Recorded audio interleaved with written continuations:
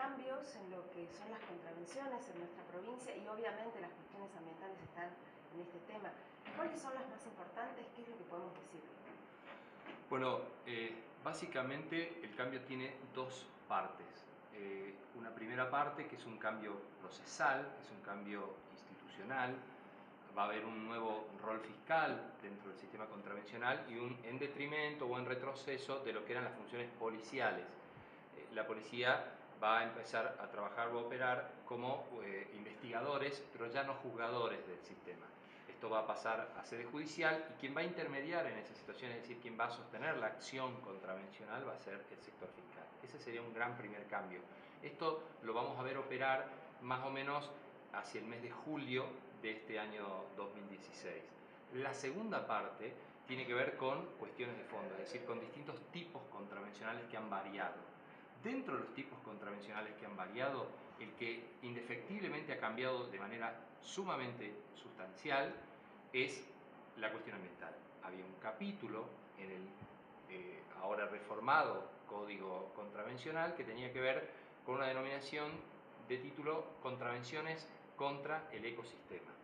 Estas contravenciones contra el ecosistema, tal como es su designación, tenía que ver con contravenciones que apuntaban esencialmente al sistema biológico. Era, llamémosle, tipos naturalistas, protegían mayoritariamente la naturaleza.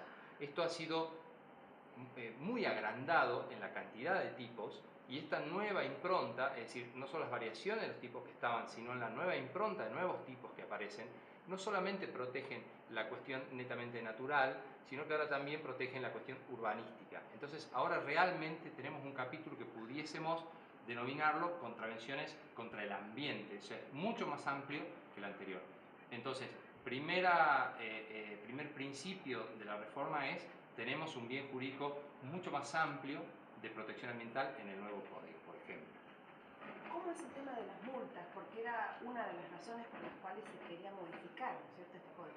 Bueno, es muy bueno. El segundo punto de cambio, si uno pudiese ir tocando algunos tópicos, es el engrandecimiento de las sanciones. Todas las sanciones, incluidos los tipos que se mantienen en el nuevo código, todas han crecido en su cantidad.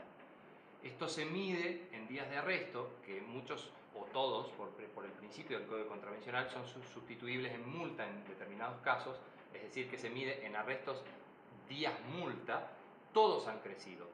Por lo menos, yo diría que en su gran cantidad han sido duplicados, y algunos tipos nuevos que han ingresado, como por ejemplo la tipología para prevenir desmontes en situaciones sin permiso o irregulares o en contra de las normas que regulan este tipo de cuestiones, directamente son tipos nuevos y han aparecido con una regulación muy frondosa. Tienen, por ejemplo, 100 días multas, que era algo que no aparecía en el viejo Código Contravencional, por ejemplo.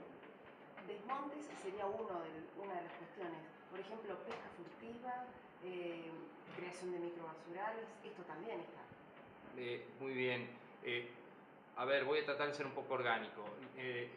El viejo código tenía el arrojamiento en grandes tipos, tenía el arrojamiento de basura, liberar sustancias prohibidas o perniciosas o negativas, el talar de manera irregular, la caza furtiva y el omitir, controlar cuestiones que podían ser dañosas para el ambiente. Ese era más o menos el régimen general.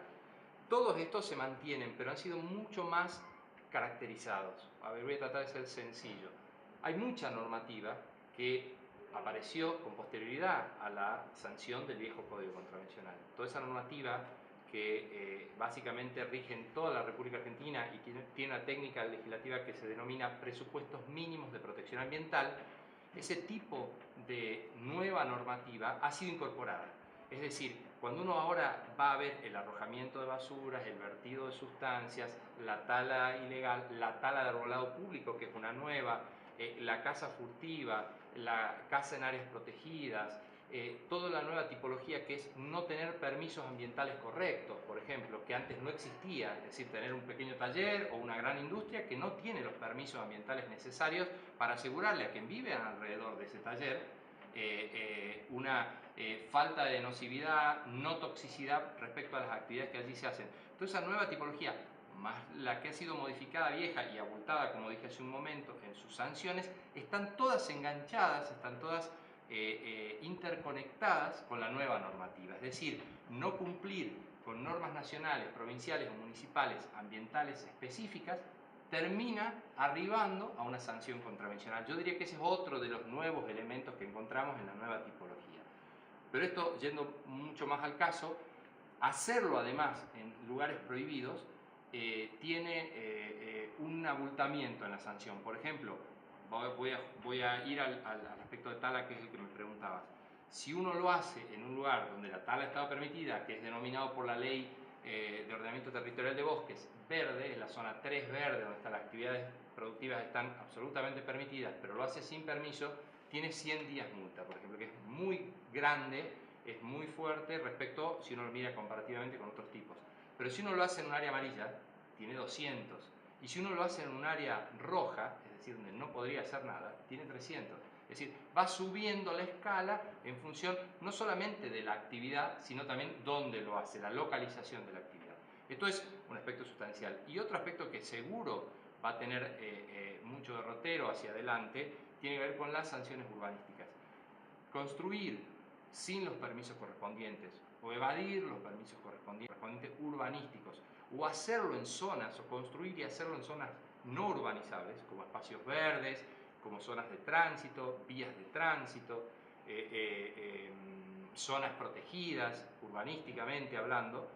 Hacer todo ese tipo de actividades ahora ingresa al código y son faltas ambientales o contravenciones ambientales urbanísticas, y también están fuertemente sancionadas.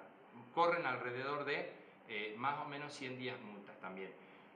Y piénsese que ahí no solamente está captado quien realiza efectivamente la obra, quien es el propietario de la obra, sino también los directores técnicos, los arquitectos, los ingenieros, los maestros mayor de obra, es decir, toda la gente que interviene y, por ejemplo, voltea una casa protegida. Además, en todo este tipo de sanciones, como desmontes, como urbanísticas, el propio código integra la obligación de reparar lo que ha sido mal hecho o destruir lo que ha sido indebidamente hecho.